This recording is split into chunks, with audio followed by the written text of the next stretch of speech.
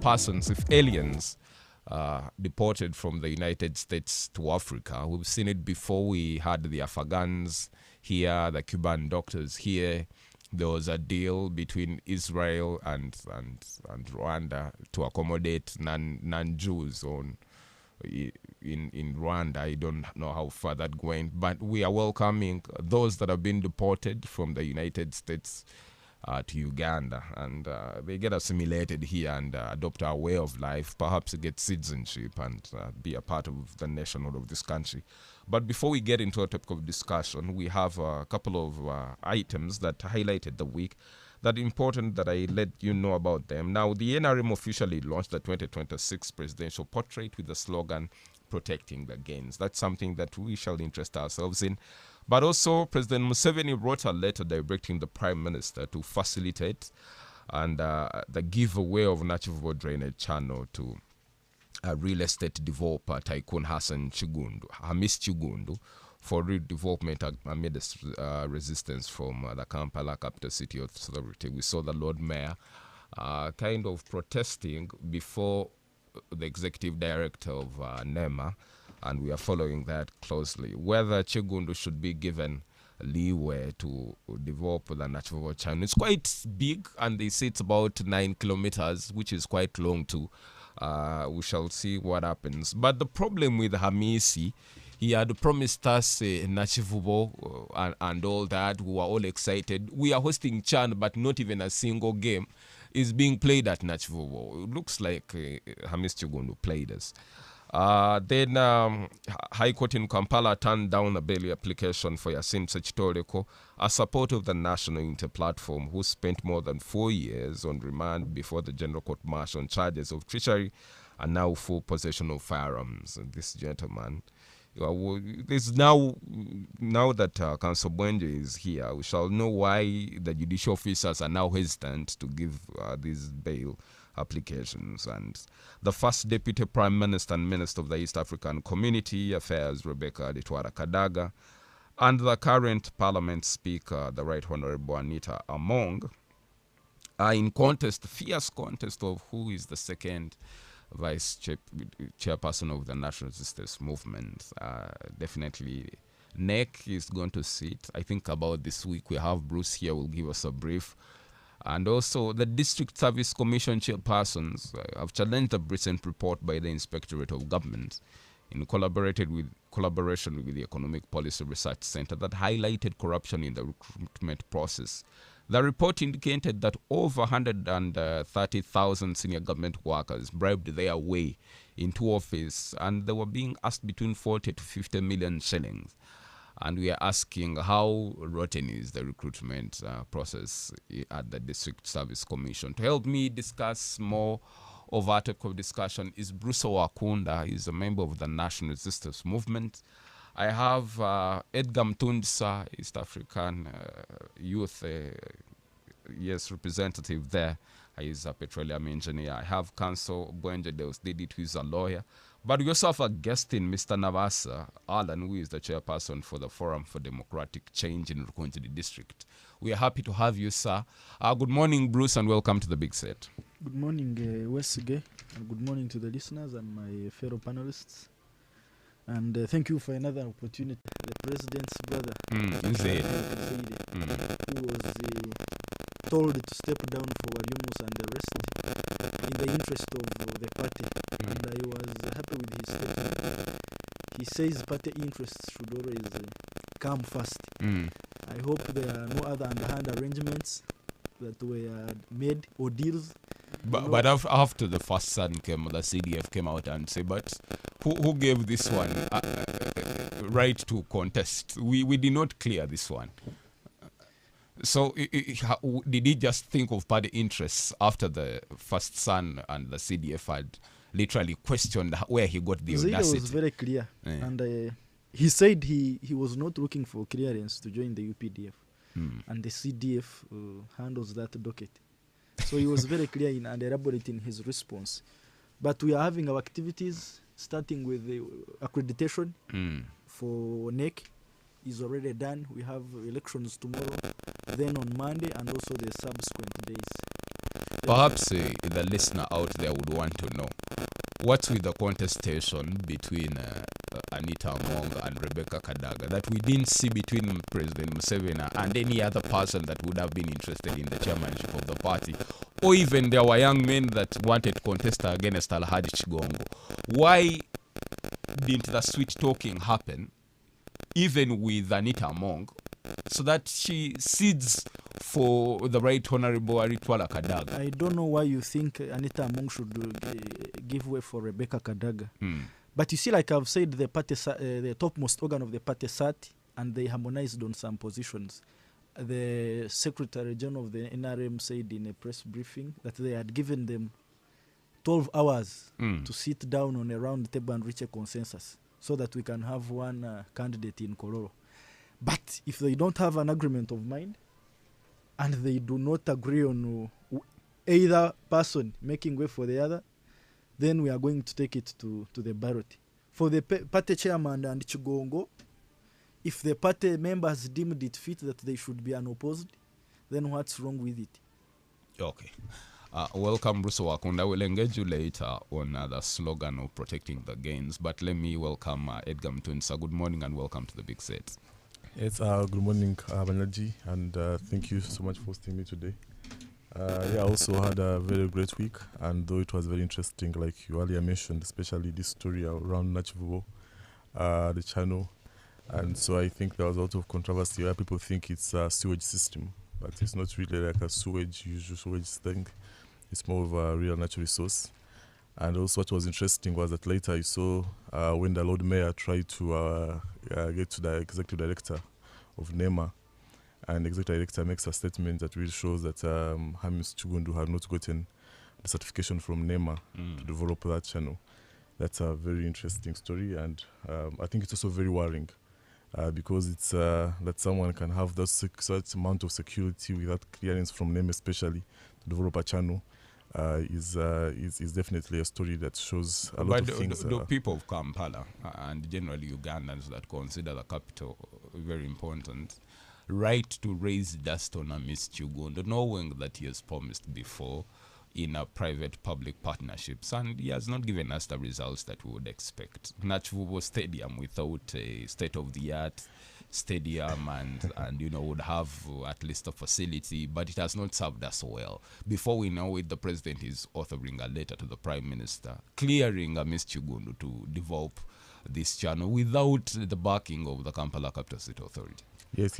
I think those people are very right to question the entire process, and definitely the whole process is really wrong. It's very faulty from the onset, because for such a thing, at least what I expected was, at least for a NEMA certification, that would have to be a must. And then the other discussions maybe we can have. But to the extent that that doesn't exist, it really shows how that was very shady. All right. Great, thank you. Thank you, Edgar Mtunsa. Good morning, Council Bwenje Deus did it, and welcome to the Big Set. There's a microphone right in front of you. I cannot see you. You came late. You are the representative of the people. So. Yes. Yes.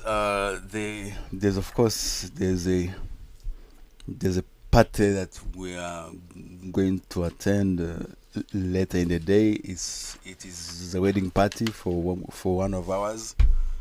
Council Modern Atorire. He's going to wed his long-time fiancée, and the wedding is going to be at the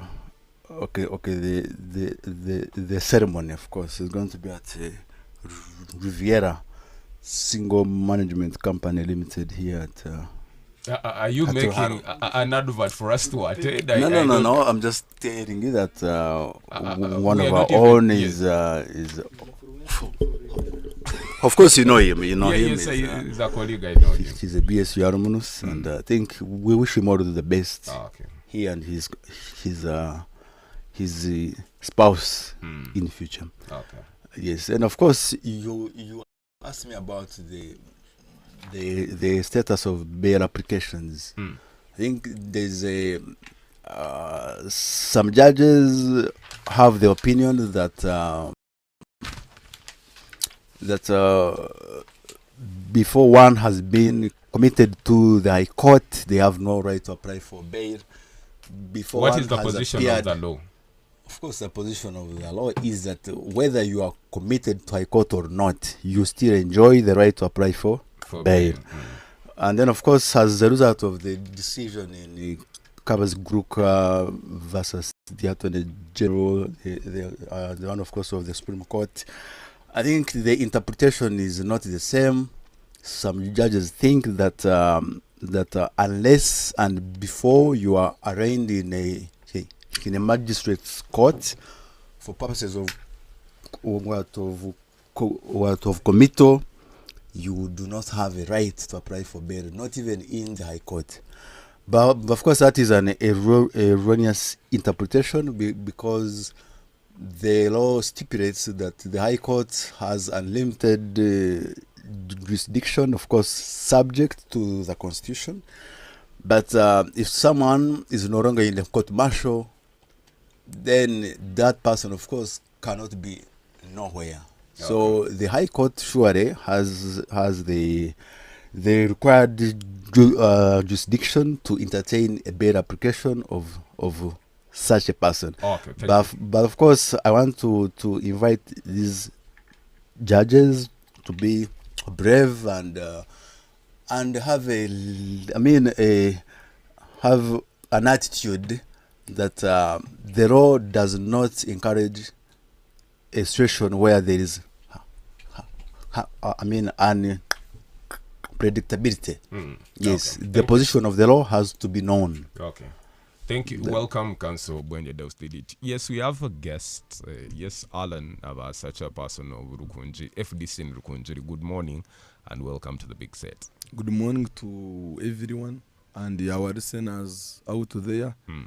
As you have clearly stated, I'm Alan Nabasat Verondwa. I'm the Forum for Democratic Change person for Rukunji District and the member of National Publicity Committee of our mighty party, the FDC. Yes. Nabas. Yes. For the no. So for this week, I have, as a party, we have processed our presidential candidate, the Honorable Right Nanda Ramafabi. Yes. Our SG and the Member of Parliament for Dadar West in Soronko District. So we have passed through all processes to produce him as our presidential candidate for 2026-2031. Is this guy going to get you your way to Entebbe? No, this is a strong guy. He has been in politics for long. He is experienced. He is an economist. He's a lawyer. He's a lawyer. He's an auditor. He's a family man. He's a consultant. And he has been a consultant with the World Bank for long. So the country now, you have an asset. So take care. All right. Well, yes. Yes. Then, as I comment on other events in the week, I saw the retired Colonel Dr. Kiza Besje, our vision bearer, and his aide Obed Haj Rutare, writing or protesting against the judge Emmanuel Baguma to recuse himself. To recuse himself from their case. So, and for me, I just add my voice to the judiciary to always, when they are dispensing justice, to be neutral and not biased, as we can see in the case of Kano Dr. Kiza Besij. Yes, I think. Thank you. Yes. May add, the judge made a decision on that application for recusal, and he said he's not going anywhere. He took an oath to deliver justice without fear, ill will, and any comparison of any person. So he is not biased. He is applying the law to the facts as they are, and of course, in law, he has the right to make an interpretation of his own. So I think there's no. The fact that he made a decision which does not favor the opposition doesn't really mean that he has bias. Okay. That is his own interpretation of the law. and of course we have to respect him for that. It doesn't mean that he does not like the person of Besigye yes, or Obed. Obed, yes. We're stopping for a breather. When we come back right into our topic of discussion. Good morning. It's tough, it's bold, it's real politics. The Big Seat on 91.2 Cruise FM. Great music, great friends. Great friend.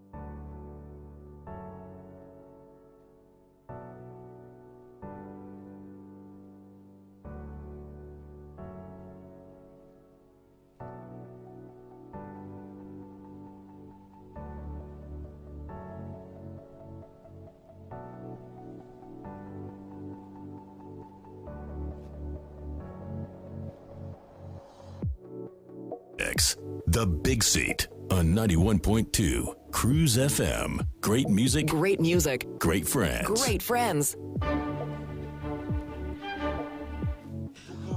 We are back. It's 27 minutes past 9 o'clock on Western Uganda's biggest radio station, 91.2 Cruise FM. Great music, great friends. We are right here on Plot 12, Mutilen. We are online and on air on www.cruisefm.com/stream. Cruise TV for TikTok and YouTube. Go and stream. That's courtesy of Creative Media that is streaming us live. Just type in Cruise TV on YouTube. You'll be able to watch all that is happening here. And we appreciate you so much. I know all these persons that are locked onto the radio and are very attentively waiting. Madilu in Hima, I know you're enjoying the Renzori Marathon there, but also there to the supermarket, Revi Corner, Total, and Pekamega right here as you're going to Ruti. All these places are always blazing the big set. Want to appreciate you so much. I have Mr. Deusdedit Bwenje. He's an advocate of the High Court. I have Mr. Edgar Mtundsa. He's a petroleum engineer and the East African Youth Ambassador. I have Mr. Owakunda Bruce. He's the member of the National Resistance Movement, but also a big seater. And we have a guest in Mr. Alan Navasa, who is the chairperson for the Forum for Democratic Change in Runjiri District.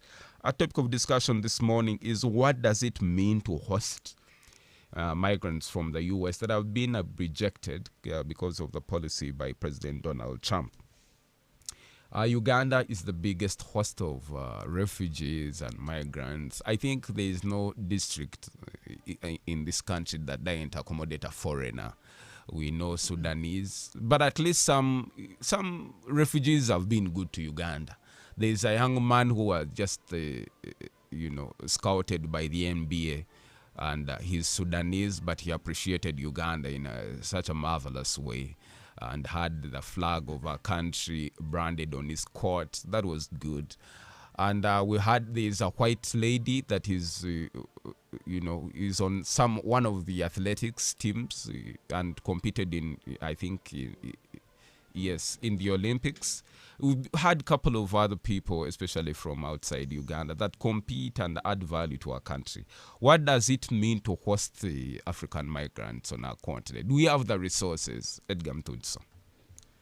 Yes, Mr. Wanaji, I think that's a very sensitive topic because also you look at the resources we've been using to host the refugees previously. So much has been through international support.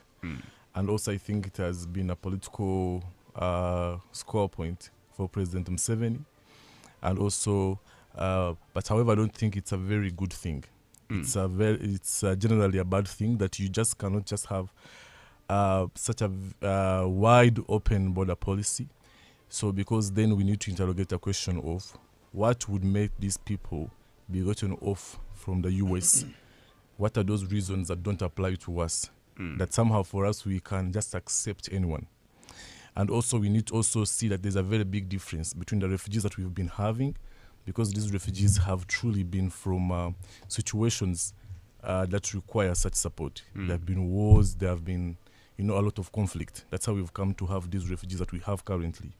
It has not been this whole thing of just where someone is deported somewhere and then your country becomes a landing field. So this cannot just be looked at as the usual refugees that we have that I would continue to support. An open border policy for such refugees, that would be okay. But for deportees from some other country, I think that is very reckless of our government. But also when you look at how this story did unfold, where the foreign minister had first denied this arrangement and later on confirmed that there was a sealed deal. So it speaks a lot to the things that they were trying to hide. But generally speaking, this whole thing, I think, happened also previously, a few years ago, where a similar thing was almost happening between the UK and Rwanda. And there was a lot of unrest, especially on the concerns of human rights, on how inhuman it was that people choose a particular country because of some opportunities, because of some whatever it is, and now for you to just deport them and put them in some third world country. That was there was a lot of humanitarian concerns, especially for these other forces to view Museveni, even in international relations, as someone whose country should easily be disturbed. So he's looked at as a country that hosts now in Africa, I think hosts the largest number of refugees in the world. I think now we've moved to third after Turkey and Iran. So that position, it makes it hard, for instance, to invade Uganda. To be straight to that point, but also somehow it is a consistent. It also has some money gets to flow because of those refugee numbers and from the humanitarian agencies like United Nations High Commission for Refugees. So there's that income that comes in, but then it's just for the government. It's just for some few things. But I think this is crossing the line. The open border policy has been a very great policy when it's for those genuine refugees. But now when you cross the line from just the usual normal refugees and now for just people who have been deported from elsewhere, now you make the country turn not into this whole refugee accepting country, but just a dumping ground. And I think that's regrettable. Thank you. Bruce, I think starting from about 71, when General Amin took over power, a couple of Ugandans fled Uganda to other jurisdictions, to other countries. We know very well when the war was on, a couple of people, moved to Nairobi, moved to Dar es Salaam, and all other different countries, yes, to just seek refuge. Is it right now that Uganda would give back to the communities, especially the fact that when we needed a home, country is open for us, and now we must accommodate other people that are finding it very difficult in other places? But this is kind of different. Unlike refugees from Eritrea, from Sudan, running away from war and the Congo, these are being deported, and their indigenous countries perhaps have rejected them or something. Then now Uganda has to create space for them. What's your reading of this arrangement? I think it's important that we start off from the differentiation of. Are we talking about a refugee? Are we talking about an asylum seeker? In fact, now that you've are we pointed, talking about an immigrant? Are we talking about so it's important that we know which kind of people we are talking about. These are deportees, literally. Yeah, but you see, deportees do not have a definition in the law. There is no. You see, they have been in the U.S. Okay, but they came from another third world state. So either they fled war there in Afghanistan, in Syria, in Palestine, and so forth. Now they went to the United States, and the United States does not have space for them. So now they want to come here. So are they going to come as refugees or as asylum seekers or as in some way I think it is important that we make a distinction for the purposes that distinction of is the impossible viewer. to make. It's impossible to make because they don't again either lie in that category that these were some refugees from Palestine that are just being pushed out from America. They are just people, as you know, the Trump's policy, that have just found themselves in that middle. Some of these people actually just left their country. It has been there, I think, from 1958. But you see, there are we are in a very volatile region, the Great Lakes region. We have armed conflicts, civil conflicts, ethnic conflicts. We have interstate tensions. You see, DRC is having issues with Rwanda. Now Kenya and Tanzania Tanzania, Uganda and Rwanda. Then you have also the illegal exploitation of resources. For instance, in the DRC, it is one of the key reasons the DRC is not stable. Even the rebel outfits that operate there depend on these minerals. They exchange them for ammunition, for guns, for food, and for resources. Even other states have interests in that. Then climate change and other things that cause displacements and these humanitarian crises. But you see, Bruce, this is unique. You see, and that's what Council Bwenye is trying to. That's why I said for me. That's why I said for me. Whatever the case, whatever the definition, the distinctions they were making, whatever the definition, because like you've alluded to the fact that at one point, especially from 71 to 79, the educated elite were exiled. Some in Kenya, some in South Africa, some in Zimbabwe and other places. And they were again fully employed, and they could access education, and they could access health. So the only challenge now is that now that there are shortfalls in humanitarian aid, after what Trump did and some organizations closed here, we are going to have to compete with this big community now. To strain our services. What do you have to say about Ugandans that think the NRM government, for as long as it has financial benefits, they don't care about the consequences? For as long as the UN is going to say, we have $1 billion for that program, the NRM government will not ask how big is the number, where they are. For as long as there is a dictate to a value of money, the NRM government is home and dry. To me, for as long as we can manage and contain the situation without overstretching ourselves, whether the financial benefits tag along or it is scoring political points like Edgar has said, let it be. Me, okay. I don't see any challenge. After all, for me, I know refugees who are good people, like you've said, with diverse skill sets. I've ever worked with some refugees, and you cannot. They are unbelievably brilliant. They have a strong entrepreneurial spirit.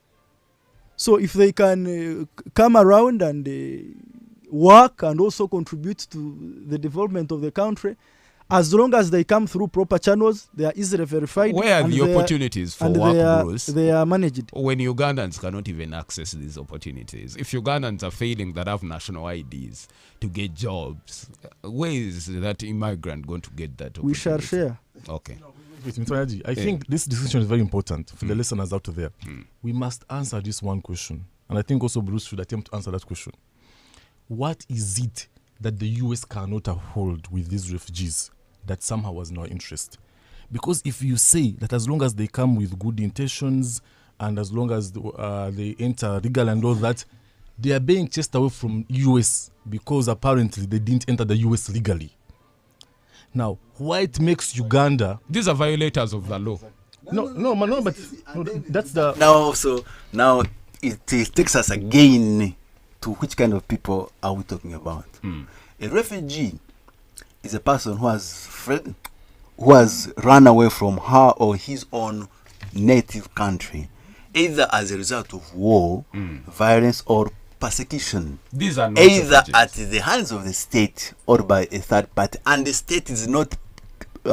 It is either not ready or it does not have the capacity to protect him, and that person is not ready to go back to that state if the conditions are still prevalent. Yes, so he would only go back if the conditions have become for the maybe better. Now the listener needs to distinguish between an asylum exactly. seeker. Then an asylum seeker is a person who has filed an application to be recognized as a refugee, and the application is still pending. So every refugee starts as an asylum seeker. Correct. Then these are deportees. Let's call it what it is. These are individuals that are being deported. No, they have not been deported. No. They are in the US. Okay, so they are already there on the verge of deportation. Yes, but the US doesn't want them, or it is still trying to make a decision as to whether they qualify as refugees or not. Okay, so it makes a decision to transfer them to a third world state where human rights violations are not really an offense there, like in the state of Uganda. That is not true. It is, because we have the laws saying that torture is absolutely unacceptable, but it is the order of the day. So what we have in the law, you see, Mr. Ranger here, he's just going to confuse people. No. This discussion does not require the English terms of asylum. It does. Because you see, those four categories of persons do not have the same entitlement. No, let me show you for instance. And in by your own definition, let me show you for instance. By your own definition, these guys would still qualify as refugees. You know why? Because now when you look at the political persecution that they are trying to escape, not from their initial home countries, but from the US, because they're being persecuted by Trump. But you see, no. Gentlemen, maybe Trump is not persecuting them at all. Wait. Perhaps I need to guide. Trump is not persecuting This movement is not initiated by these individuals.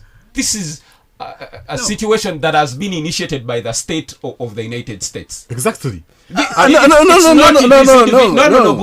not these individuals you see, applying exactly to have somewhere to be put. No. Yes. No. The US is saying these are aliens. Yes. These are unaccepted.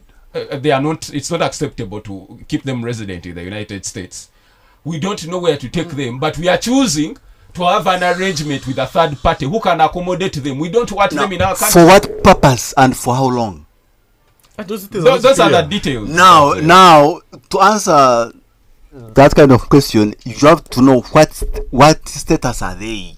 If it is an immigrant who has no intention at all of going back to their state, then they are.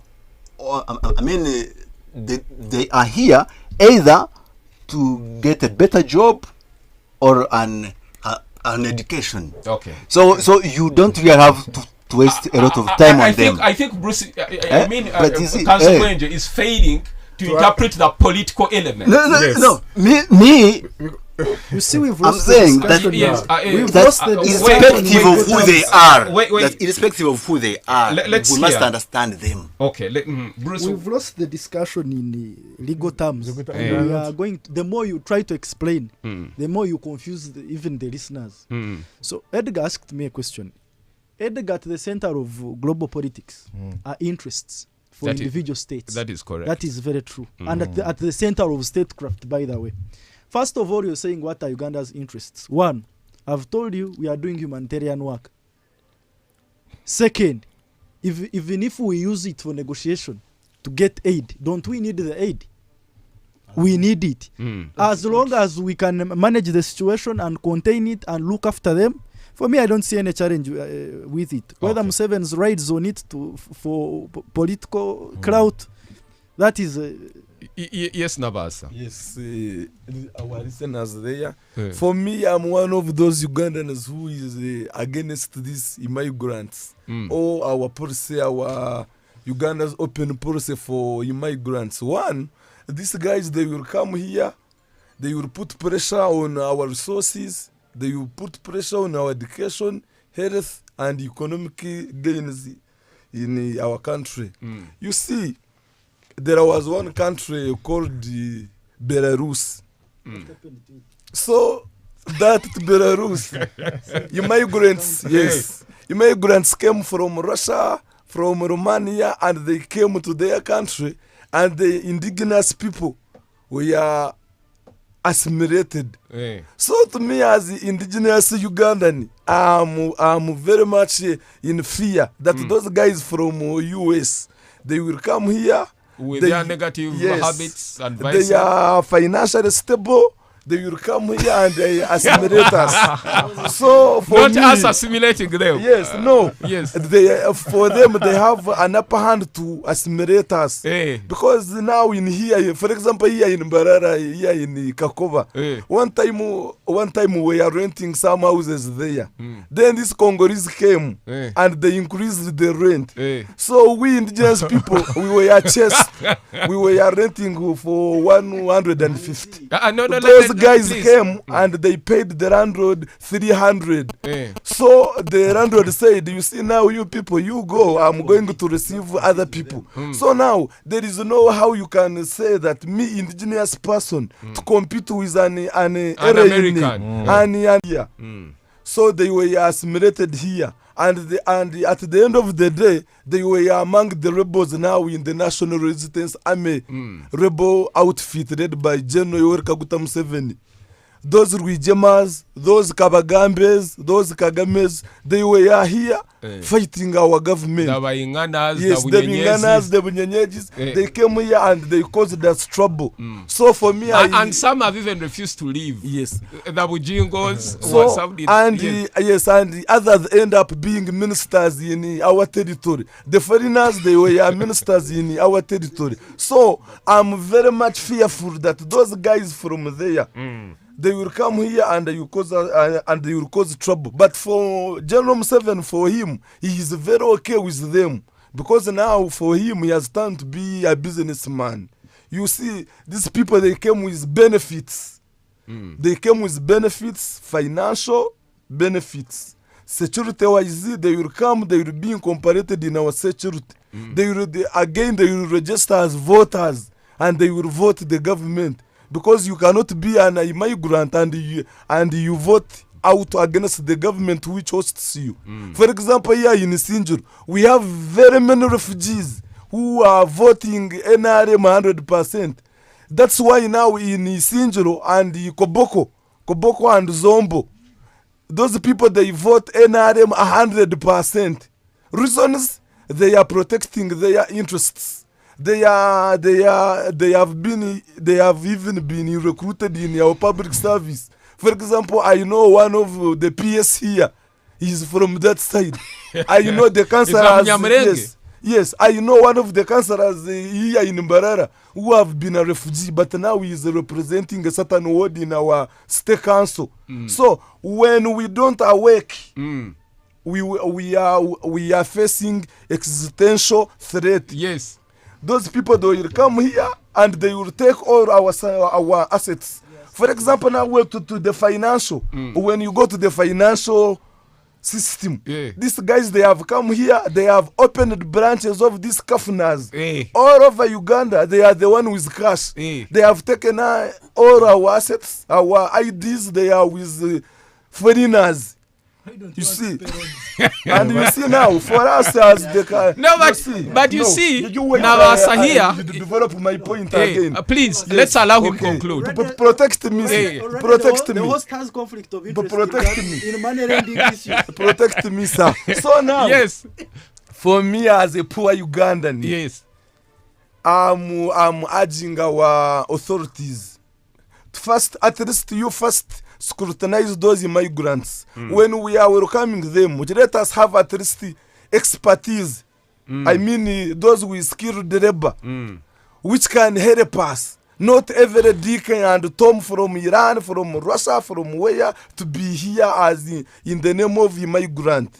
Let us be sober. Let us at least have those who with special Skills. special skills which we don't have here. In fact, to help such you, that they can Nabasa, help our country. Mr. Nabasa, Yes, sir. when the Cuban doctors were coming to Yes. Uganda, Ugandans did complain because they knew Yes, they there's a come with the skilled skill force which that we is will coming to never help. have. Yes. So now, you see now the country like China. China now they have reached at certain level of exporting their people in our country. So when we still reason like this, like NRM, which just they are after elections and gaining their power, those countries will they will send their population here, and we will no Okay. longer be recognized as the country. So Thank for you. me, as a patriot, I totally reject those migrants. Thank you. Yes. Can I ask him No, also? yes.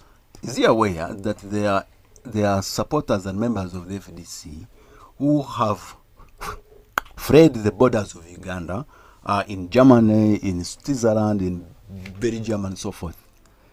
So should they be should they be exported? I mean, Repatriated. Let me answer that question. Repatriated Now, back. Mr. Abwenji, this Yes. one it is very different Why? from those immigrants from the USA.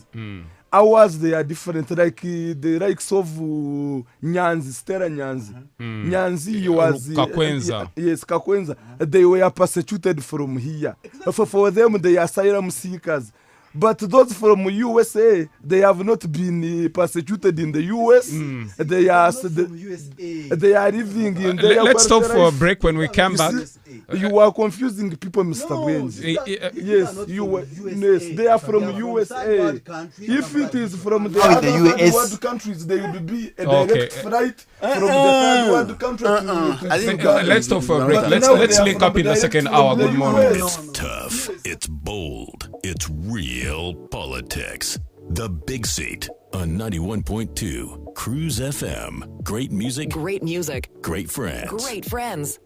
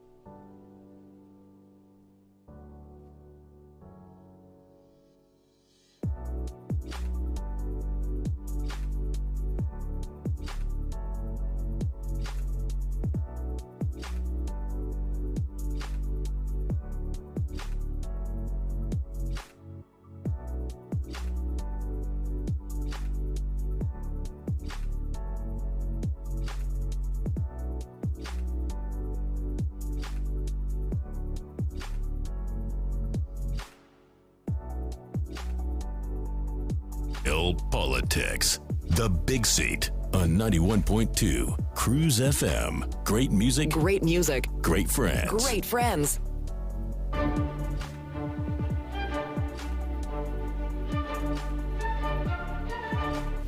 We are back. It's 2 minutes past 10 o'clock on Western Uganda's biggest radio station, 91.2 Cruise FM. Great music. Good friends. As usual, Bwenje is literally giving us the biggest headache. But we're enjoying the conversation. You can be a part of it on call by 0752 912 912 and 780 912 910. Our social media handles is 912 Cruise FM on X, formerly Twitter, and 91.2 Cruise FM on Facebook. Cruise TV is where you can watch the show. It is happening, and I'm having a very fantastic discussion this morning. With me is Deusdedit Bwenje, Edgar Mtunza, Navasa Alan, and Bruce Owakunda. We are talking about the open door policy of Uganda. We accept everyone. All the way from the 50s when the Banyarwanda came here. We've not stopped. There are Burundi here. There are Congolese here. There are Ethiopians here. There are Eritreans here. In this country, they have already said it's easier to get a Ugandan passport than any other country. Mm-hmm. You know, getting a Ugandan ID is the easiest. I worked in Owino in my vacation, and Ethiopians have shops, and you can... That's okay. Rwandese have even petitioned the president that they are persecuted when they go to get national IDs and passports. Yes. There has been that complaint. You can see in Tanzania, President Suluhu, just I think it's now a bill in the offing, or it's an executive order. There is no non-Tanzanian in running basic retail trade. Yes. And Kenyans have been complaining.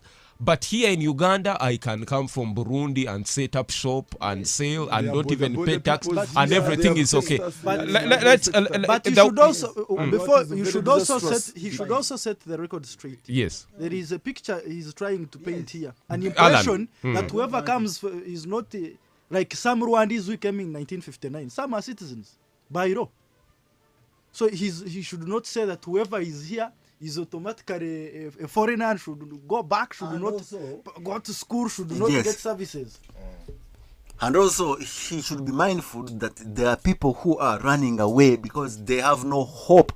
They are running out from death. Stop speaking generically. No. Tell us which individuals are these that are running people from countries which are affected by war. Which countries? Palestine, Afghanistan, we are Libya. About migrants, but this one no, is exactly, and that's where I no. See, is that okay? Migrant is the discussion about our open door policy. Migrant, yes. A migrant is a person. Yes. So he has a right to also talk about other areas. Yes. You see, and people who run away from their states because of war, violence, persecution are not. I mean, they must be accommodated wherever they go because theirs is life or death. Okay. So why doesn't the US protect these individuals? That's up to them. But when they come to our state, we must not close the door to them. Okay. Because the only other option is for them to go back to their home states and be persecuted and even be whatever, be executed or in prison there. But as a people, we must know that each one of us is a potential asylum seeker, is a potential refugee, and we must not refuse to open our doors to any person. Okay, thank you. Whether they are in Uganda, to look for a job, to look for a better education, or to kind of escape from war or hunger, but our borders as a state must be open. Thank you, Bwenje. Everyone. Thank you, Bwenje. Yes. So now I think Mr. Bwenje has really regards this discussion. One, we need to understand that even with open door policy, doesn't mean your doors are open for everyone. Yes. If that was the case, Uganda would never require a visa from anyone. Would say we are country, we are here, whoever comes in, comes in. So there's a reason why we are very particular that even when you have an open door policy, it's particular to the refugees. So we had a scenario a few years ago where there was these Afghanis that were supposed to come here, you remember, and some general Ugandans were happy. Yeah, saying in fact they will come and they will intermarry and they will get the beautiful women from Afghanistan. So that shows you Uganda general, we are okay, but also they understood the context that these guys were coming from, a very unstable country, and that context is okay. I think that's settled. But we say that the scenario here is very different. These people that are coming from the US coming to Uganda, they may include the ones that you are referring to. But they also include a large majority of these people are those guys who just left their country and went to the US for opportunities. And now Trump says, no, you guys are not fully registered. You didn't come in a very good way. And even some are fully registered, but then they're saying the process that put in them there, they benefited from the corruption of the Democrats and their regimes. And so they all have got to be taken away. Now, even with your definition of saying if you are fleeing some political persecution, you qualify to be a refugee, these guys can also say in that context, they're facing the same trauma. Because when they're on the streets, even when they have these visa, the green cards that give them residency, IC can just come and, hold them and take them for deportation. So they're also facing persecution where they are. So by your definition, then everyone probably will be a refugee. So let's not really try to get into all this. But I think the general principle here, and like you were saying, my colleague here, is that there is much more to lose than leave alone aid, leave alone it is. Because even with aid, it comes with some strings attached that have never been on our favor. But beyond that, there's a very big issue here, which is culture, where you lose your culture, play, and your political power as a nation. For instance, right now we know, even in the US, now we are seeing a lot of groups coming up as white, whatever, support that white are now minorities in the US. Because now the blacks, when they're all much, much more there, now they're losing power. Even to the extent that if you're a president, you must say statements that appeal to those minorities because they hold a lot big of base.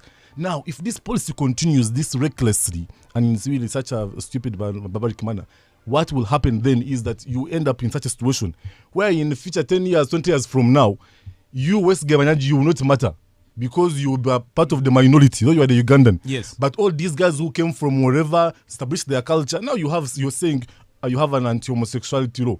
Now you import these guys who have been in the US for 20 years. They've been practicing homosexuality and whatever, it's part of their culture. Now you bring them here. Now what are you going to do?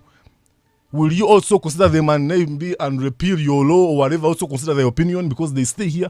Or will you continue to persecute even what they believe is a human right given their context? So now do you see all these inconsistencies start to occur? And before you know it, our political landscape will start to be so much based on all these interests of these minorities. So you lose what had made you a nation before. Bruce and gentlemen, in the US before, all they needed was, can you speak English? And then they let you into the US, they give you green card and all that. Now, it's more than just the ability to speak English. You can even have the paperwork in shape and they now go on and ask, but you are not born here. You're not American. You don't deserve to be here. You now see Donald Trump saying this point of pregnant women coming to the US and giving birth to their children here and getting citizenship. This is now cancelled. You will give birth here and there is no right to citizenship. Yes. You see? And they're even denying pregnant women visas because of such a situation. Yes, Mr. Bajaji, in that, the question needs to be settled. If anyone who supports this world policy, leave alone the open border policy for refugees, that one I think is okay.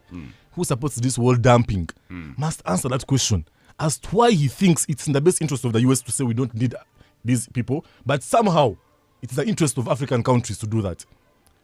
Like, you tell us, why do you think makes Trump and even the UK was doing the same to chase out all these people? But somehow you think it is okay for these African countries, third world countries, to accept them. Bruce, are you cognizant of the fact that this is kind of derogatory, if you asked me, that America would find particular individuals unfit to be residents of America? But they're fit to be here. But they facilitate them to go to a third world country where they can stay and they are perhaps accepted there and not in the US. But you see, Banyaji, I told you it is about interest. It is like if you've been dating a lady and you dump her, that I should not take her up if she meets my standards. That is what you're saying. Is if this it our is not, standard? you're saying if it is not in the best interests of the US, it is not in the best interest of Uganda. So if we are saying for us we need aid, America does not need aid from us. That's what. No, That's my but point. you see, Bruce is also correct to say these individuals are not coming per se. The America is bringing along a hefty value of money. And again, to facilitate one of the their conditions, staycation here. one of the conditions was that these people should not have criminal records. We are making it look like these are the people that we are going to get thugs, we are going to get murderers, and they just dump them here. That's why there are processes, bureaucratic processes. They are not just going to put them on a flight and just dump them here. And Edgar talked about culture erosion, assimilation. No, we are a country deeply rooted in our traditions. I know we live with Somalis. And you think this can't be eroded over time? No. You think this can't be eroded? No. For instance, that's why we've rejected we've enacted the anti-homosexuality law.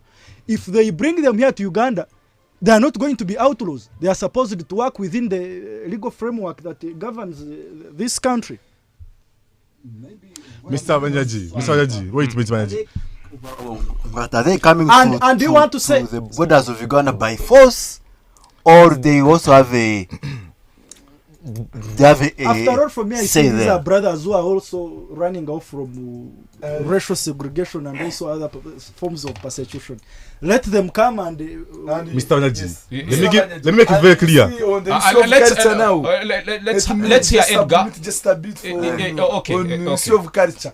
You see, even here in Uganda, our culture now have been assimilated in other cultures. For example, in Uganda now, when you go to Uganda caucus, you will find other people from other tribes.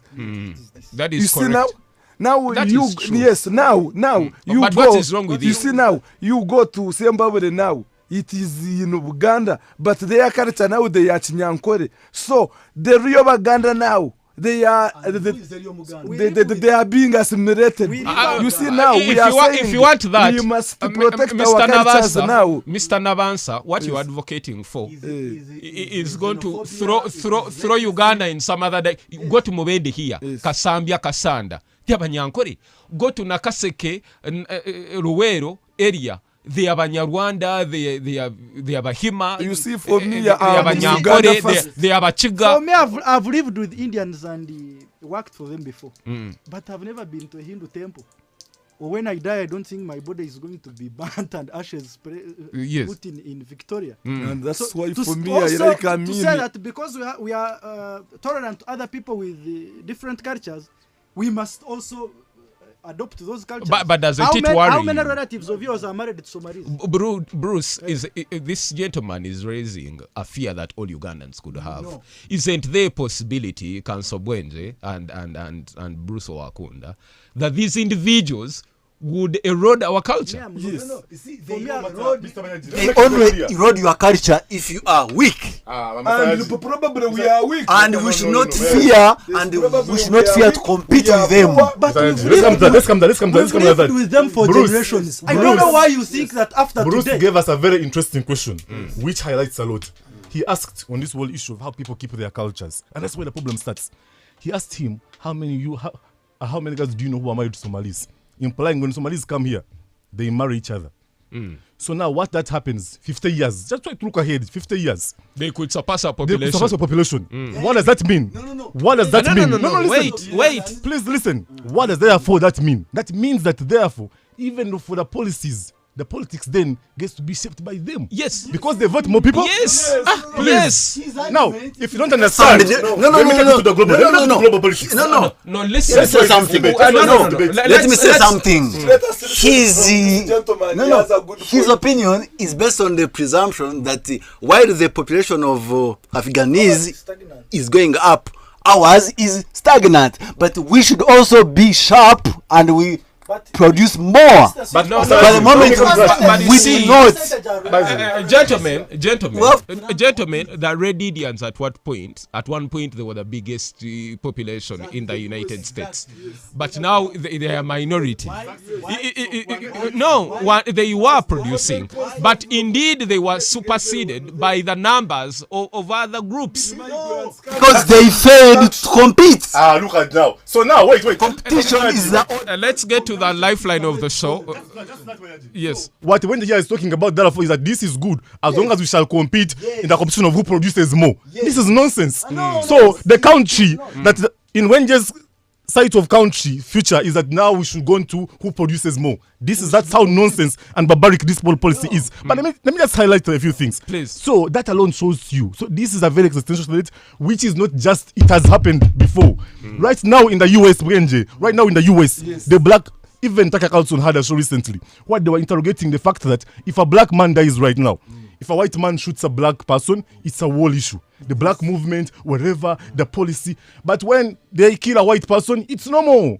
So it's now happening in the US. So we shall reach that level if we just have this whole open border policy that doesn't just extend to everyone. It's nonsensical. If you're saying these guys are not criminals in the US, why is the US not accepting criminals? Okay. Who are entrepreneurs? Perhaps who are all these kind of things? I should ask Bruce Wakonda. We've had Ethiopians here running small businesses. We have had Indians here. We now have Chinese here. What is their contribution to our economy? Perhaps we'd start there. And there are Ugandans who are saying we are employed by Indians, but they're the worst employers of all time. You know, these people are repatriating all the profits they are making back to India and China. And these have messed up our country. And we think government is wrong to simply keep our borders open and just be warm to everyone. This is not acceptable. This is, in the future, 20 years from now, Uganda is going to be put in a bad place. You know, I've said on this show severally about what you're saying about repatriating profits. And I've blamed it on my leader, President Museveni, on the failure to on the failure to build local capacity. Yes. When it comes to the most crucial sectors of the economy, for instance, roads, failure to empower our companies that can make these roads. But I've told you I've worked for an Indian before. It is all about our incompetence and our acumen. Even when you do business with an Indian, their entrepreneurial spirit and business acumen is different from ours. We are lazy. Let me tell you the truth. That is what, yes, I'm telling you. We lack integrity. That is the second. Because the moment an Indian finds that you've even taken 1 shilling, he's going to have trouble with you. So that about our income, that's why you even find when you get a business, some of these businesses around, if it is managed by like a Kenyan, or we can pick on CJs. At least I know that for a Mandela. fact. Mandela. You will find the managers are Indians, the cooks are Italian, yes. and things. Ugandans are just in service. We are just, yes, that's what I'm saying. Somalis are managing and Ugandans are Yes, simply that's why I'm ending at saying. service. I've told you the acumen is different. I've walked into restaurants that are owned by Ugandans and managed by Ugandans. You sit there for 10 minutes. Has it ever happened that you can go to Cafe Javas and sit for 5 minutes and you don't get service? With him, and this is why it's very important. As he was Do you saying, know how it as he was overtook saying, Java House? on the question of I'm- interest, But Let me first exhaust. Mandela also came the same way some of these individuals have entered this country. Mandela was an immigrant. Do you want to discount it? That's a matter of And fact. you had asked me about their contribution. Yes. For now, we can't quantify or qualify it, like in terms of percentage. Yes. But do you want to discount Mandela's contribution to this economy? No, From Mandela Mirrors to Cafe Javas To City to City Tire, Oil to to City City Tires. now wait. In the end. Now wait, Mr. Manaji. So on that, do you want us? on that, Do you want us to deport Mandela now and stop him from doing No, business no. on the basis of his origin? Wait, Mr. Manaji, wait. How Mr. many Manaji, people please. does he employ? Mr. Manaji, please, wait, just a minute. For context. So I told you this debate, if you go into picks of examples, it will lose the picture. Please. Because all the examples they're talking about, they are also in the US. If you look at the music, wait, please, the rap industry, the music hip hop But you see, industry. for me, Wait, please. No, I'm interested in the interests of Uganda, not the US. There is this tech company, Indivia. Yes, Nivea. Indivia now owned by a man who came from China very many years ago. Exactly. So wait. So Mr. Energy, the point I'm making is the point I'm making is that this whole story of foreigners contributing, it's all over the place. Even including in the US. Yes. So if you're talking about the Mandelas, whatever, they're also there in the US. The question then is that why the US was also tested that still say for these whatever who are coming in, we no longer need. But for somehow you still say we need. So these examples are not isolated. There's an example. Those are the interests. No, wait, gentlemen. I'm coming to that. Yes, I'm coming to The same Donald Trump asked the Caucasians in South Africa to be granted asylum in the US, and it was done ASAP. Those whites that were never faced with any kind of existential threat in South Africa, because South Africa said we side with Palestine and all this, and Malema saying compensation, appropriation without compensation, expropriation without compensation. And there was a lie, definitely, that later President Trump recognized, over threat against the Afrikaners, which was not correct. But quickly, the U.S. gave them asylum. In the U.S., why are they now repatriating black people? But they at the same time afforded the whites. Exactly. Bruce. Exactly. So Manaji, just wait. They imposing them on us. So no. Yes, we are accepting them because we want them. No, Mr. Jaji. Now on that one. Okay. On that one. Wait, Mr. Jaji. You see, it's easy to say it depends on our interests. Now we should discuss, is it really in our interests? Because that's what the debate is. Yes. This is not in our interests. We've shown to you in terms of culture, you've given you precedence. But beyond that, if you have given a description which you have given, that when these guys come, you see, Banerjee, in trying to know your interests, you must know your strengths and your weaknesses. And therefore you admit people somehow with where you strength, you still give strength. Now from his own analysis, it makes it clear this is not in our interests. You can't say it's in your interests to know that your guys are weak, the acumen is weak, is not developed, and then you bring in more people who have better acumen, right? Is that patriotism? It's not patriotism. It's not patriotism. Let me ask you. Wait. You can't say my people don't know they don't know anything. So I'll bring in others to support them, so let me ask and you, they keep them as slaves in their own country. When we go for so they contribute to the economy, of which even profits are repatriated. When we go for this is why, Mr. Manage, wait, that's on that one. Get expatriates. We don't have a strategy, even as Africa, for any of these countries. For the whole of this, how many 2 months? All different embassies and corporations, GIZ, whatever, have been approving that strategies for Africa. For them, they have a strategy for that. For ours, it's on the end of aid. We are as myopic to the point of only aid. Are we getting some aid? That we are okay. We don't interrogate some of these deep questions. And Bruce is saying the moment aid is granted and it meets our interests, then we are good to go. Which interest? You guys. For me, let me wait on that, Mr. There's a book by Diombo about the dead aid. It makes it clear. It analyzes the aid 30 years that we have been getting to African continent, and the conclusion is simple: with the aid which we have gotten worse in terms of development. Okay. So this whole question of how we need aid is the whole new debate we can have. Let me allow Bwenji a minute. Then I want to ask him: has he been to KRU? Yes, I have. The diversity there. That's what we want in our state. You have a Congolese there, what you have an American, that can happen where they apply you have a Somali. No, they can apply. It's the same thing. You see, we should not fear to compete. No, Benji. This is okay? not a problem. This is not if you want to earn as much as an Indian, you must have the acumen of an Indian. But if you do not, if these individuals apply for a visa, and they are granted entrance into Uganda, they can enjoy some of these amenities. Yes, that is granted. What he's saying is that don't dump your people in our country. No one is dumping them here. We are accepting them not by force. We are making a conscious decision. And Edgar is rebuking government. He's rebuking government for that. You see, the US is a first world state. The interests of the US can never be the same as ours. How? Tell me.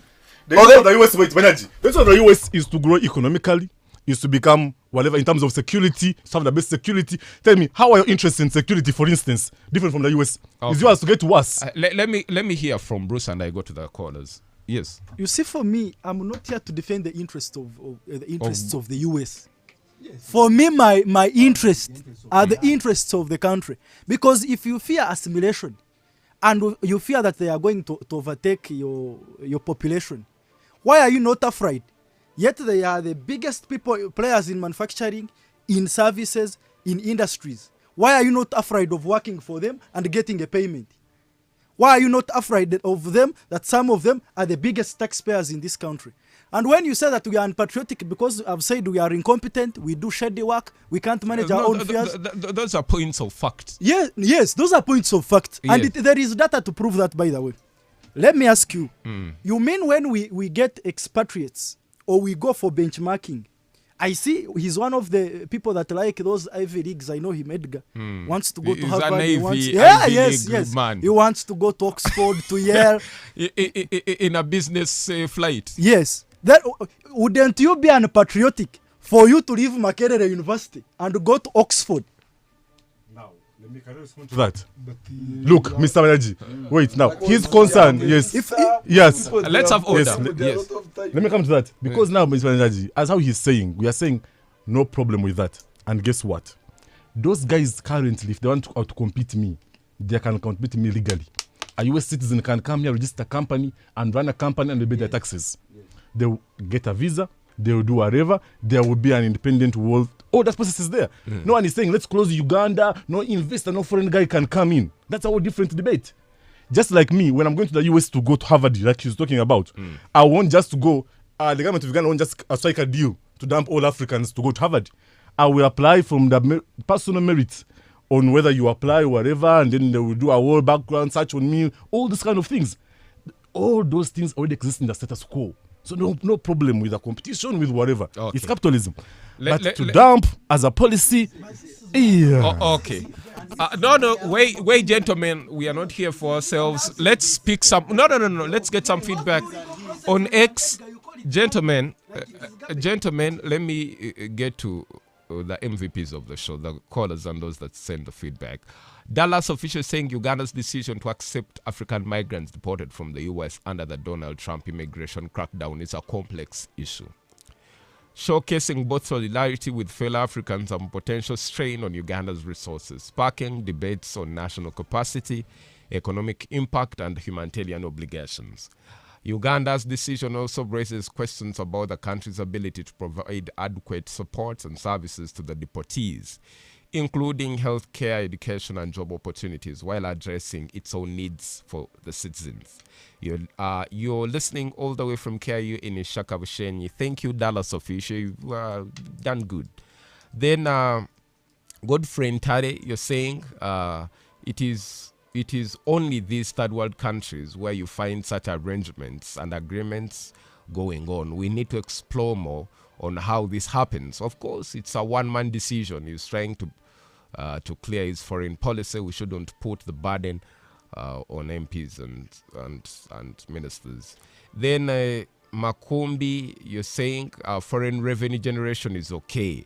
Shege Francis, you're getting really Uganda is not serious. Now that if Uganda is one to send her citizens in America, will Trump accept? Thank you. And all these other messages, keep the conversation going on our social media handles. I'll be able to continue to read some of that on 0752 912 912 and 780 912 910. On 0752 912 910. Call in and let's get to hear from you on 0752 912 912 and 780 912 910. The big set. Hello, caller. You're sounding very soft this morning. What's your name and where are you calling from? Can hear you. Yes, good morning. Good morning to you too. Yes, what's your opinion on this topic this morning?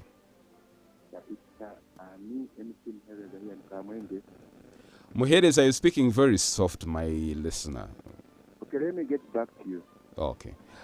On 752 912 912 and 780 912 910. Call in and let's get to hear from you. We are talking about the arrangement between government and the United States government to host Americans that are not needed there, or Africans, or people that are in the US that are not needed there. On X, the introvert is saying hosting those people would be no problem.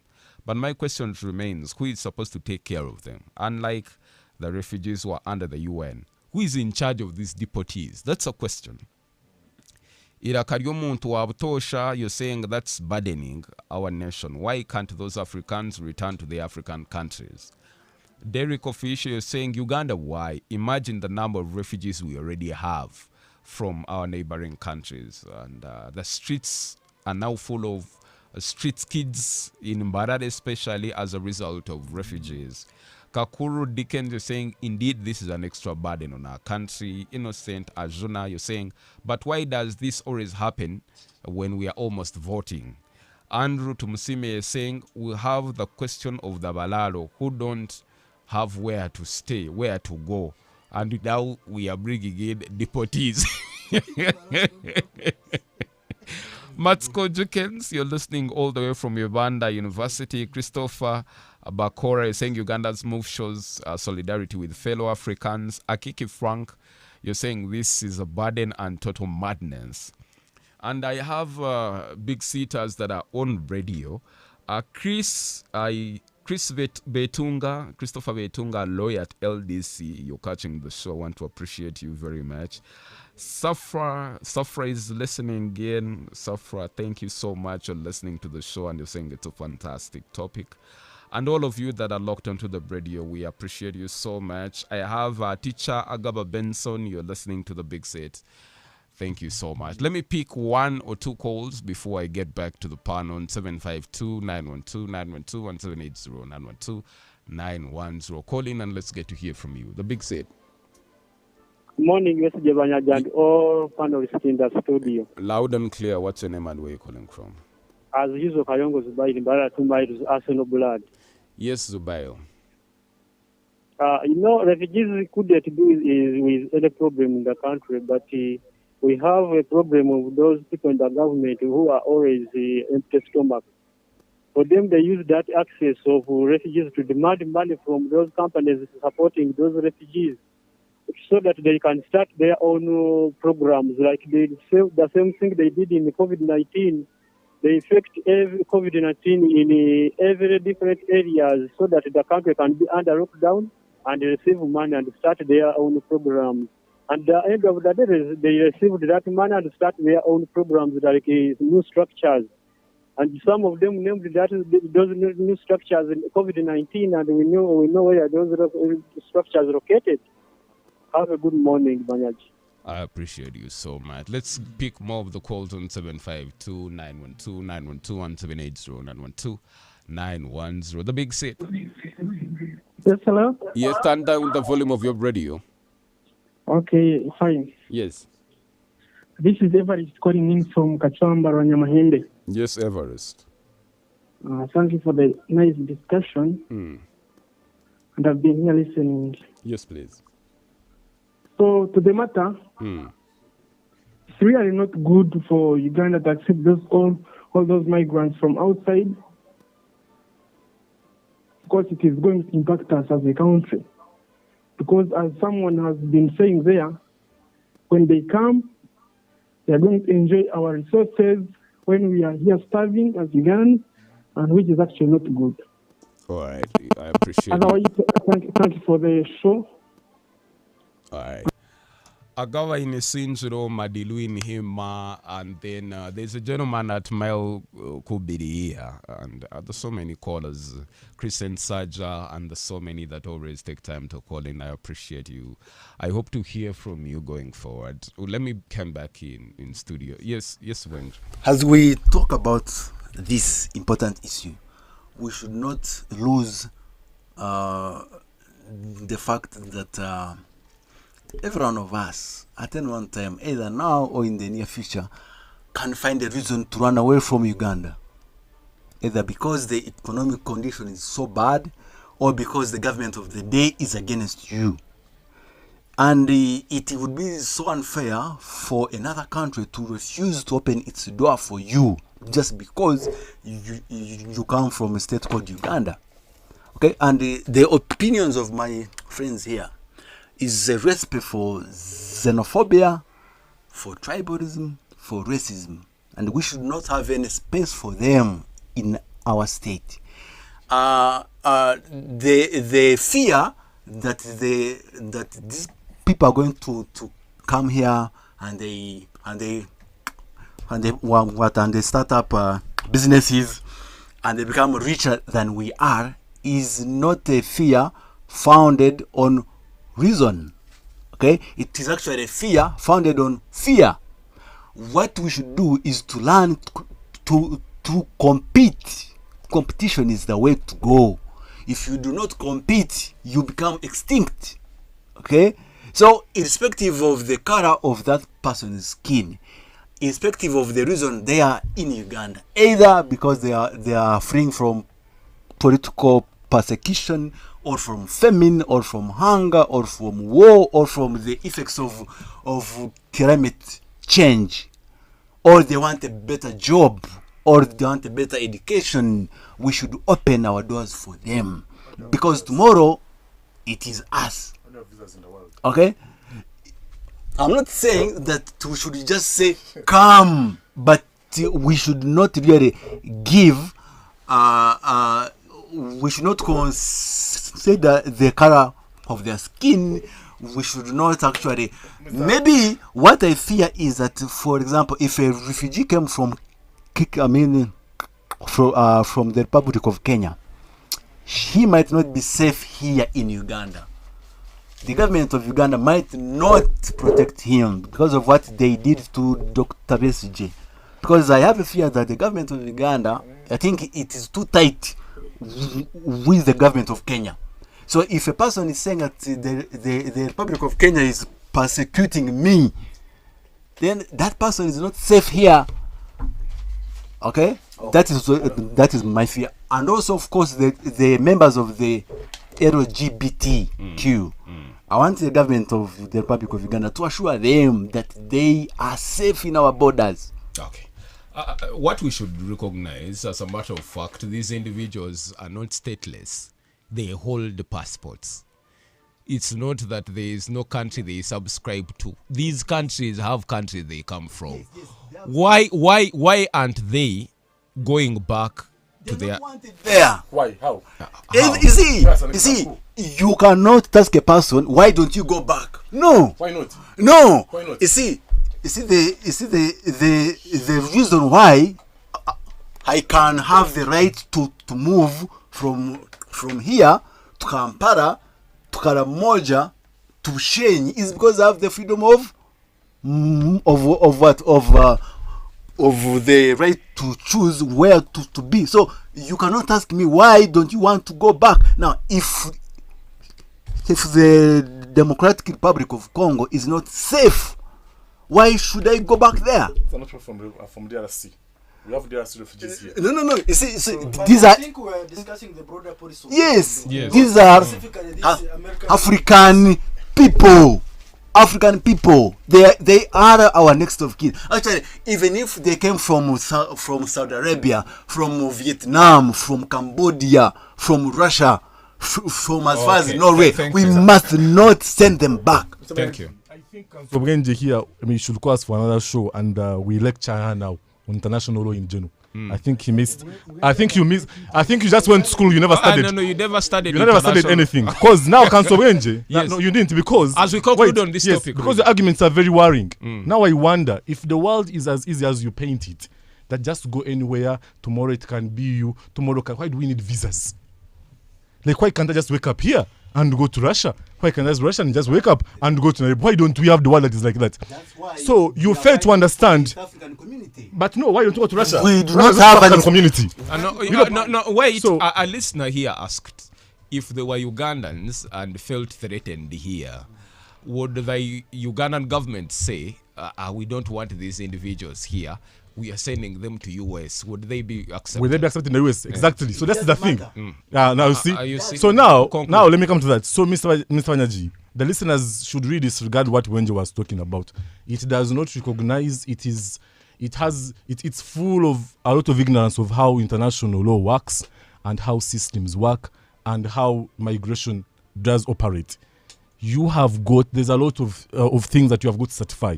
Even when you're a refugee, they ask for a reason. So now he is confusing the real migration between countries with the usual intertribal movements. Here now, if this is different, then you're moving within your own country. Gentlemen, so we should benchmark on Tanzania. President Magufuli said, yes, I appreciate the East African community, but whoever comes here to work will require a work permit. Exactly. It does not matter. Today, in all the East African countries, Tanzania is the fastest growing. Even when President Magufuli said, mine, you don't easily come to Tanzania. So, perhaps, yes. Yes, no. Why should Tanzania continue to fight for a strong East African community? Yes, actually, Mr. There's no point in that. For Tanzania, I have some particular problems. That was the executive order that they signed. Because it was illegal as far as we are concerned, because they are party to the treaty, which makes it clear that they should allow all the business to be established. So that's a different arrangement, because that arrangement is mutually beneficial. Even because the context here is that the ideal is that a Tanzanian can come here and run a saloon. I can also go to their country and run a saloon. So this fairness of the post that Wendy is talking about would have made sense if the US can dump their unwanted people here, but we can also dump our unwanted people in the US. Okay. Then that would be a different arrangement. I think we've concluded on this topic. Protecting the gains, Bruce Wakonda, you have a new slogan. The president, I don't know whether it's only tactical that every election you change the arrangements of the order of the names of the president. One time we have Kaguta Yoweri Museveni, then you change to Museveni Kaguta Yoweri, then Tibuhaburwa. At least we had securing the future, steady progress. Now we have protecting the gains. No change. Bruce Wakonda. Yes, the unveiling was at the party secretariat. We are into an election cycle. The man is here. I was cleared by SEC to be the sole candidate for us. It sounds funny to you because the president. Because I know we have already won. So you are very happy. I wish we could just even continue without holding elections.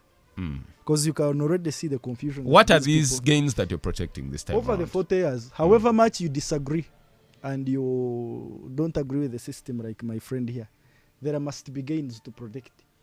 The extent to which the gains are and the percentage to which the gains are Speak to the microphone. is different. But we have made strides. We can all agree. And in each sector, you can say maybe the progress is slow, or we could have done better. But definitely the gains are there. Whether it is in education, whether it is in health, whether it is in the economy, the progress is there and the gains are there. So we are looking forward to the election. Next year, we have fielded our best candidate, and he's ready to take on the challenge. But this one, I can promise you, is going to be the easiest election.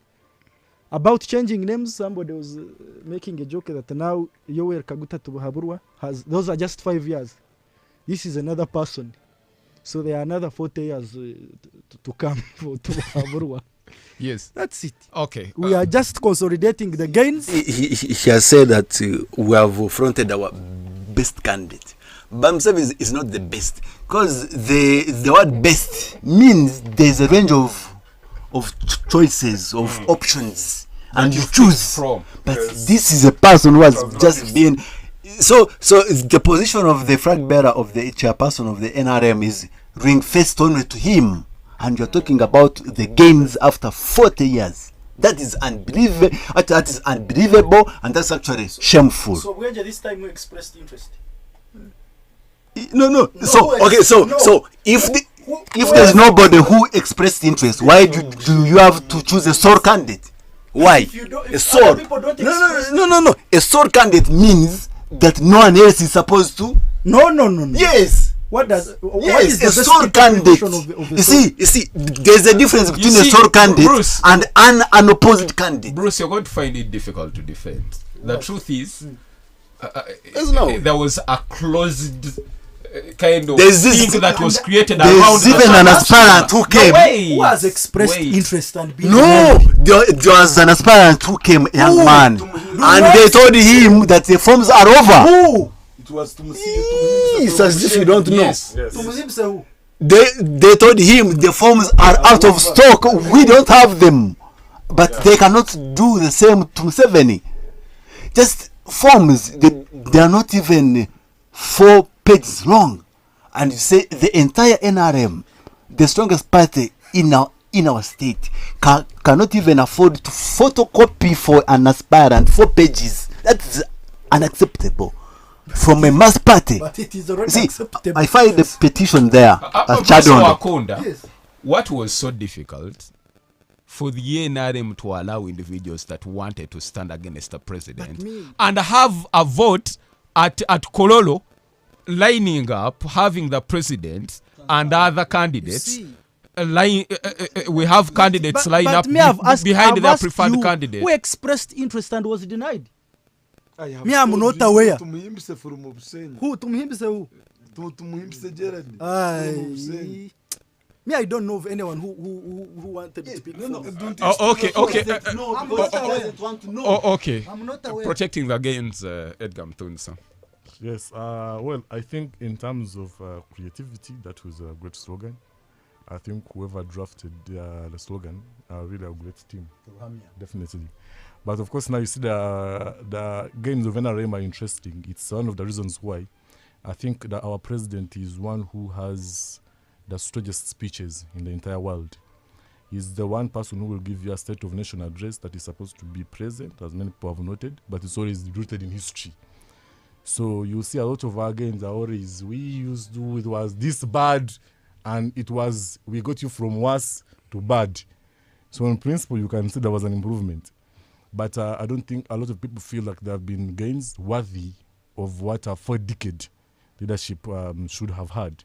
But definitely there were gains, I think, like Bruce mentioned. I believe by the time maybe you reach 50 or 60, you'll have had a story that is worth writing. Wouldn't it be good for you to note down your memoirs? Why do we have, for instance, take things like date of birth so important? If history is not...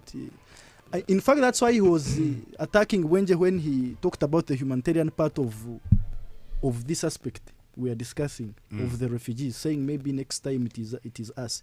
A person like me, who was born after 1986, has not tested war. So it is like a movie when you don't have to. That's what I'm saying. But you see, But you see, this is the problem. These guys paint a whole picture as if we're supposed to be savages somehow. You see, also in the US, they've not tested war with their citizens for how many years? Okay. So, but they changed since the Vietnam. If you don't, exactly. So if you don't.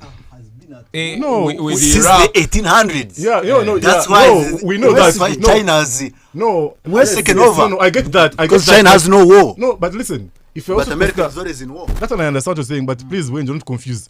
If you had considered that one, then we would also consider the operations we have in Somalia as Uganda being on war with some Al-Shabaab. What I'm meaning is the peace of the citizens in that country. If you're making don't make this a whole big issue as if somehow you like it's the biggest achievement. If you're making an assessment and you don't want the man to tell you the gains that when we came here, the GDP was this, per capita income was this, we had these kilometers of roads. So how do you want to assess him for the 40 years? It's very easy. Will you understand the gains? No. What we are saying is, when we look at the state of, for instance, if you say want to know the state of a nation, maybe Bruce, what Edgar is saying is that there was much more that you should have been proud of to have done than what you're stating. And I made it but clear. The kilometers of road that you've tarmacked in 40 years compared with what Magufuli did in 4 years. Exactly. Maybe you can say we could have done better or the progress was slow. But the progress has been there. No. Even when you are one of the worst critics. Mr. Energy. Okay, let me allow Navas. That statement, we can do it for Magufuli. Because for any person, there's always better. But for NRM, it has done so bad in comparison to what it should have done. Okay. Mr. Banyaji. Navasa protecting the gains. Okay. When they're protecting the gains of the mighty NRM, so for me, I'm not seeing any gains now. Because when you see now the country, we are losing very huge amounts of money to corruption. At the 9 trillion per financial year, it is lost. Torture of citizens, it is there. You see now, no, you don't even interrupt me. You see now gains, for me, I'm not seeing any gains of NRM now, because we are seeing the country is being eroded by nepotism, incompetence of our public service, road infrastructure, railways, banks, they are all down. So yes, because we used to have railways. Have money now in the bank? we used to have railways from Kasese, from Kirembe mines to Kampala. It is no longer there. In Kampala, we used to have a railway line. It is not there. Banks now, they are down. And Ukraine bank it is down. But is it government global that banks? collapsed? Yes. When you have a bad policy, it cannot favor our private sector to grow. So for NRM to be there saying we are protecting our gains, maybe we are protecting the family rule. Now you can see the CDF from one family, the Minister of Education from the mother, the someone who is in charge of exports, the UNRO, someone is in charge of our judiciary, the UNRO. So for me, I would be advocating for the change of the government. I would be advocating for the change of this struggle of gaining. Maybe protecting the gains. Yes, maybe if you can say protecting the gains of one family, that one, it would be good. It would be elaborate to Ugandans. But for me now, who is seeing very far, you cannot tell me to protect the gains when unemployment rate it is increasing. Okay, we are getting out of studio, but Yes. I cannot let you go without talking about the suspicion that hovers around your party, the FDC. Are you in cahoots with the NRM? The man sees far, but not beyond his eyes. To be on record, the Forum for Democratic Change, it is an independent political party. Where are the rest laughing at you? Registered with government, supervised by electoral commission. So we are an independent political party competing for the highest office in this land. We don't have any memorandum of understanding with the NRM. We are not cooperating. For us, we are here to seek for change. Did you hear about the 300 million that was given to the president general of the party to be? Did you hear of that? That was. What is the position of members of the party? That one was a rumor, very hostile rumor, a propaganda against our party leaders, against our party, against our membership. That one, you treat it with the contempt it with deserves. the contempt it deserves. Thank it you, is Mr. not on record. It is not anywhere. For us, we are here to pursue justice and development for this country as the Forum for Democratic Change. Thank you, Mr. Navasa Alan, for coming all the way from Rukunjiri to Mbarara to the big seat for the deliberation. I want to thank you, Council Bwende Dos did it. Our time is for Spencer. Instead of protecting the gains, it should be protecting the pains the NRM has caused us. Okay. Let's meet next Saturday. My name is Wesigye Banyaji. Thank you, Bruce Wakonda. Thank you, Edgar Mtunsa. It's been a fantastic edition of The Big Seat. To all the callers and the listeners and those that make it possible, we appreciate you. Arsenal beat Manchester United last weekend, and it was amazing. We have Iyeja Dungu Mike is back on Cruise FM, and I'm very sure Sawa is giving you the best. This afternoon, we shall have Man City against Spurs and Arsenal Leeds. Please keep it locked because the best is yet to come. My name is Wesigye Banyaji. God bless you. We have news at the top of the hour. Good morning. The views expressed on this program are not necessarily the views of this radio station or its management. This radio is regulated by Uganda Communications Commission, UCC. Clark International University,